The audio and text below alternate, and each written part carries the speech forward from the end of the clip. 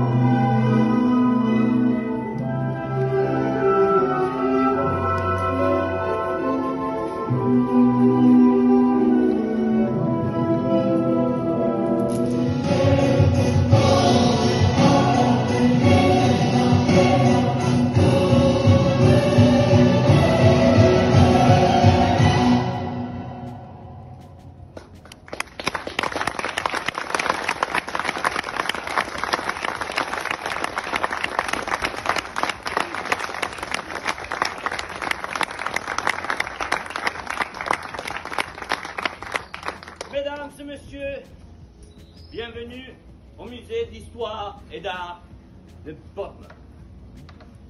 Si vous le permettez bien, je vais vous parler un peu d'histoire. Et quelle histoire!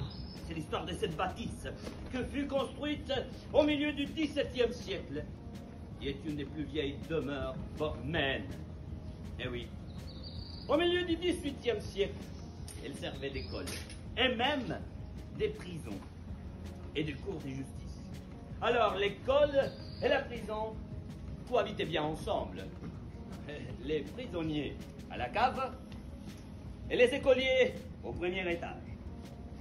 Mais alors l'école et la cour de justice ne pouvaient pas cohabiter si bien ensemble que lorsqu'il y avait un procès, les écoliers étaient libérés dans la nature, dans le maquis. Chouette, n'est-ce pas? Allez-vous me dire? Les enfants trouvaient cela tellement amusant qu'ils complotaient, créaient de petits délits, et faisaient inculper d'autres personnes pour aller jouer. Si bien qu'il y avait de plus en plus de délits et donc des procès, et que la réputation de Bormes devenait compromettante.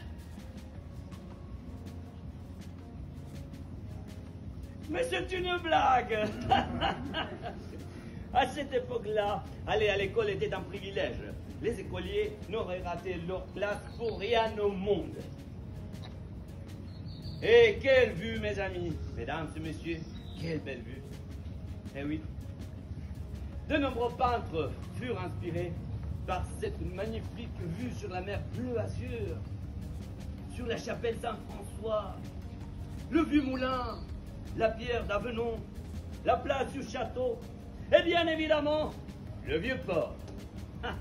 Et la bâtisse alors? Oh! La bâtisse non entretenue, combat en décrépitude, fut menacée d'être détruite lorsqu'apparut le Barababam